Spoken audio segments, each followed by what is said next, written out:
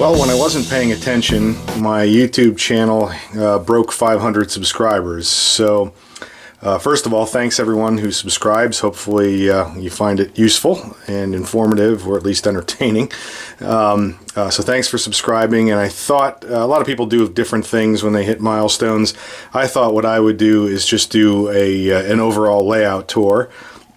Since I hadn't done one of those since probably the very beginning of the channel, or at least early on. So we'll start all the way in the northern staging yard, and just to recap from previous episodes, I have some really big return ducts in the basement here, which is why I elected to use this area for staging. So I can reach all the staging tracks in both levels, but you have to crouch over in some spots to be able to get in here. So it's not the most hospitable environment, but certainly better than having it tucked underneath the railroad where it's not completely accessible. So the upper staging yard is now complete. I was waiting on Atlas turnouts that were on back order apparently for about 6 months. So those came in, finally finished. We have 6 tracks here in the upper staging yard. And again, this represents Clarion Junction and East Salamanca and points north like Buffalo and Rochester. Also represented in the north staging yard here in the ramp that's on the piece of spline in the back there. That is the Clearfield branch train staged here to run out onto the railroad and interchange cars at Riker and then return. Moving along, on the other side, the Clearfield branch I've made into a reversing loop as well too, so I can use that to turn motive power around. But what I also have been doing is storing the Erie-Lackawanna train, which runs in the opposite direction, and it comes down along the main line from Salamanca, New York. I have that staged on the other side of the Clearfield branch. It just seems to be a good place to, when you build staging, they always tell you never build enough. And I thought I built it big enough, but I kind of suspected when I did that I'd find a need for more space. So that's a way to at least conserve a little by using the tail end. And so even with an 8-car train going the other way, I still have plenty of room to put a several car train in here for the EL. The only things left to do in the staging yard up here is I've got just a little tail track here to store locomotives. I need to finish installing that, put a switch in it just so I can, I've already insulated the rail joiners, but need to put a switch just to be able to control that. I had previously shown that I've got the 2 bus wires up here for the upper staging.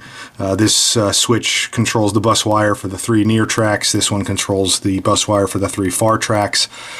So the locomotive lead here will be probably just its own separate smaller switch, since that's probably just only 1 or 2 sets of feeders there. I don't have to worry about controlling that one at the bus wire level. The other thing I did in the operator position, so looking at the lower staging yard, I'll skip ahead and we'll come back to this, but I've got little 2x4s here because you have to crouch over, like I said, so leaning on these 2x4s actually makes it a lot more comfortable. The operator position for each of the staging yards is actually offset. The ladder for the lower yard starts here, and the ladder for the upper yard starts actually in that area on the duck under, and one of the turnouts for the main yard lead is up there, so I actually wired that, and I've got a control panel here. There's an LED, it's not turned on right now, but an LED indicator, so you don't have to leave the operator position in order to throw that, and that turnout just controls it either onto the branch line, which is where the EL locomotive is there, or into the yard, and then everything else is hand thrown that you can reach by hand. So all right, I will let me set up a light, and then I'll continue with the tour. All right, well, that's a little bit better. Not sure if I'll even ever put permanent lights back here because it's not really sure there's a lot of purpose to. I will have to put some lights right where we're looking now because this upper spot will be staging for the Penn Central Railroad. But that turnout that I was talking about is right here. It's with a Pico switch machine, dual coil switch machine, and it's set up above the deck, and I've got the wiring in there for the LED indication. And thanks to Rob Bennett's channel, I actually did a capacitive discharge unit. I only have one turnout, so it wasn't like it was a big deal, but it seemed like a fun project, so I did it. It really does make a difference relative to sound, and just gives a very nice controlled pulse rather than the buzzing that you usually get, even if you think you're quick with the momentary contact switch. So out of the upper staging runs through the duck under, and then up this grade loop and onto the scenic portion of the layout. So I will pause and be right back. Exiting the staging area, we come into this location, still in progress. This is the Falls Creek diamond with the Penn Central. So that Penn Central staging area that's not done will be up in this direction. You can see I've just got a piece of track temporarily stuck there. So I can take a rubbing of the tops of the railheads to build a scratch-built crossing, because this is a spiral curve with a tangent piece crossing it, so obviously not something you can buy conventionally, so that should be fun. And I wasn't able to get the entire Y in here for the two railroads that actually exist, so it's only a part of the Y. DuBois Yard, which is built here, is actually in the wrong location. That should be actually further south. This is actually, the one edge of the Y, and but that's where it would fit. Also, probably plan on hand laying the industrial track here to Burke Parsons, which is a creosote plant, and but just so I could operate, I installed temporary track and actually used some really old Code 100 track that I had from when I was a kid, and it's fun to see on the back of it. It says made in the USA, which you don't see on the back of new Atlas track for sure. So until the Penn Central staging area is finished, I've just been storing the cars on the Penn Central main and siding, just to be able to interchange those with Chessie. And in DuBois Yard here, this track with the tank car and the Western Pacific box car, that's the track that I've been using as the interchange track, and then the other two tracks generally serve just for switching and storing cars for DuBois. And there's the GP7 that I typically use for the DuBois local. Moving further south, I did a little bit more since the last update of scenery and painting and ballasting. I think I had done up to the bridge before, so here to the left, finished a little bit more of the ballast and painting the rails. This is the area of the duck under that I had previously ballast and painted, and then a little bit of scenery. I think I will come back in and add a few trees along here. I did some kind of smaller scrub, but I might put some larger trees in there. We'll have to see. Then getting into DuBois proper, this has been a delay because I've been trying to figure out where I wanted to put a road. I think I've finally figured out how I want to do it. I've shortened up this siding a little bit so I can get the road in here, and it's going to run parallel to the siding and then hop across the double mains and kind of fade off into the distance. So it'll be a real oblique angle. I wasn't real excited about having to do the crossing in that manner because it's just harder. Your interaction with the track is a lot longer since it's at such a long angle. But I think as a scenic effect, it'll be the best thing to do. So also working on some stone silos for the cement ready mix plant. It's in DuBois, so this will be the unloading facility. There'll be a conveyor up to the top of the silos, and then in the prototype, both silos have a conveyor that come out of them to the next to the actual batch plant. I don't have space for that, so I may just stub these conveyors up to a point. I'm not quite sure how I'm going to do that yet. Maybe even extend the fascia. That's to be determined. Then the concrete block manufacturing plant will be a really shallow flat back here behind that siding. Here is the still represented by cardboard triangle suspension systems building. That'll be maybe 2.5 inch deep building flat. And then here is the still under construction with no progress, the C&M pagoda style switch tower. These were really relatively unique for the BR&P concrete style interlocking towers in a pagoda style, which was really very attractive. I think I read somewhere that there were 5 of them originally, and I think B&O demolished one of them, and it was such a costly project to demolish that one, they basically gave up, and the other 4 are still standing. So I know the one at C&M Junction is still there, the one at Falls Creek, which I'm going to also make one for that, that's still there. And then there are, I think, 2 others that are still standing. Continuing further south, this area is primarily done with scenery. I might come in and add some real small detail effects, but this is basically complete. Coming down into Punxsutawney and Riker Yard.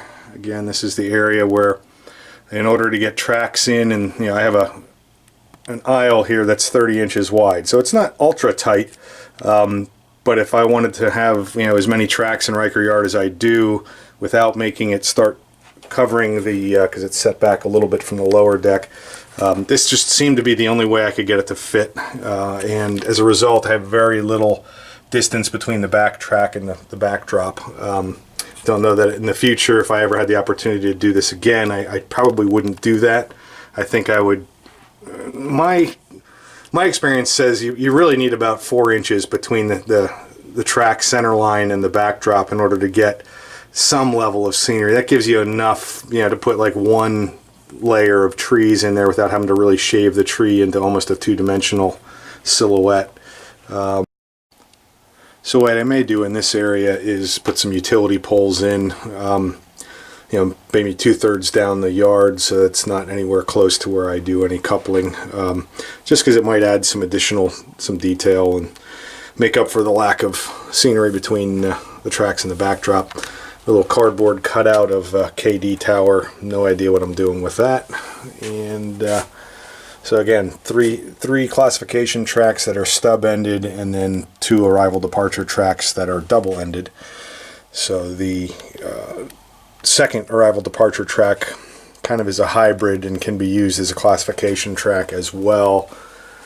And I can't really show it because I got a train sitting on it, but there's a straight shot to the yard lead as well as to the main. So that third track kind of is a utility track. Again, with the compression of model railroading, while it might not be prototypical, it seemed to function pretty well that I can use it either way.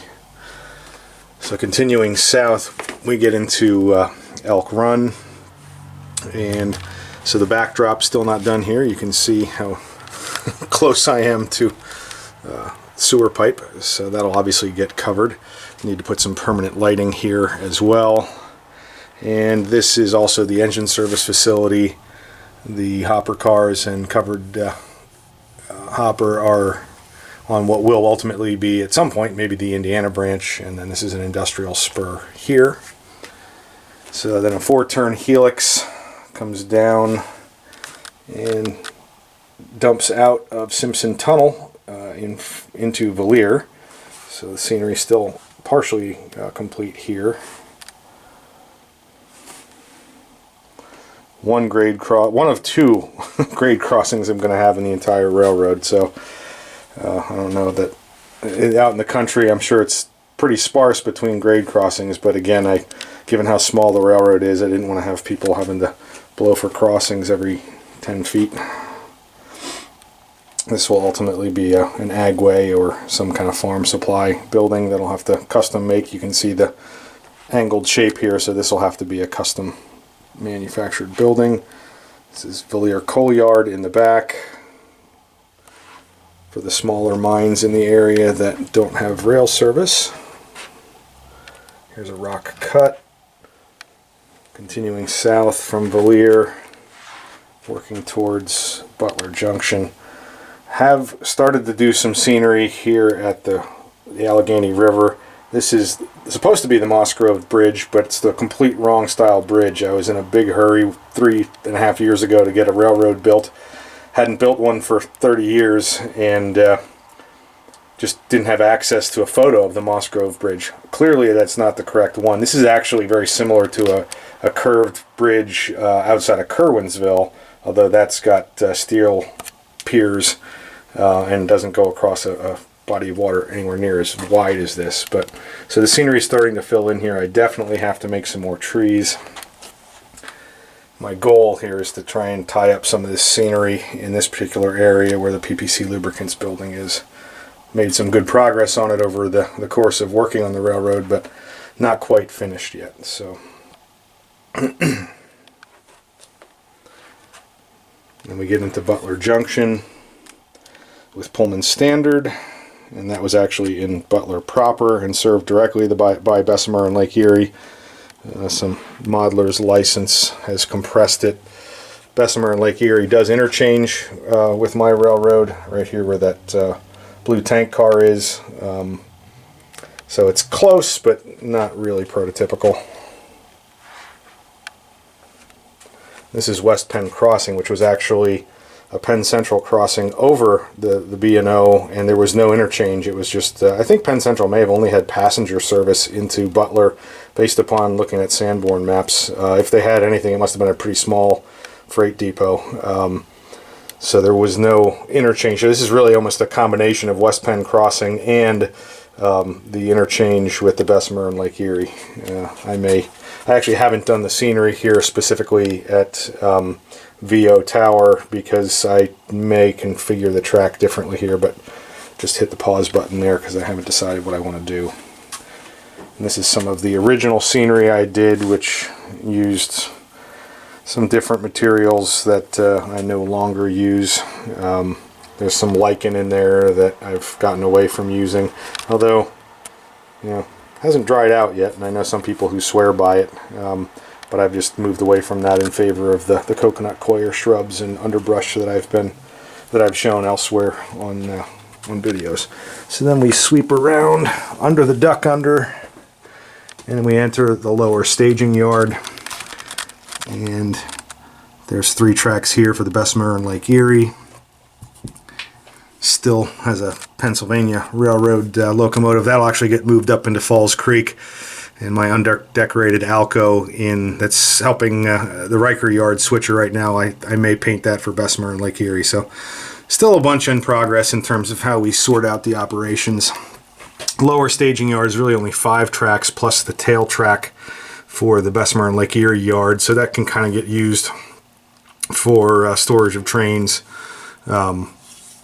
in between or supplemental to the 5 staging tracks here. I suppose I could add another track, but wanted to make sure I had room to get up into my crawl space if I ever needed to, which I'd have to walk past the utility sink there. So that is the updated layout tour. We're back to where we started. So really not a very, very big layout. As I've mentioned before, it started out as a switching railroad and got a little bit bigger than that, but still it's primarily based upon running the locals and doing the switching, and yeah, it's got some through traffic and some way freights that pick up cars and drop off cars at Riker. But that is it for now. I'll do an update video on the Moss Grove Bridge area over the Allegheny, even though, as I said, it doesn't look like the Moss Grove Bridge. But I'll do a separate video on that to kind of track the progress of that. And now I'm going to go make trees. Haven't done that for a while. It's a tedious process, but makes a big, big difference when you can put those on the railroad. So that's it for now. Thanks for watching, and thanks again for helping me get over 500 subscribers.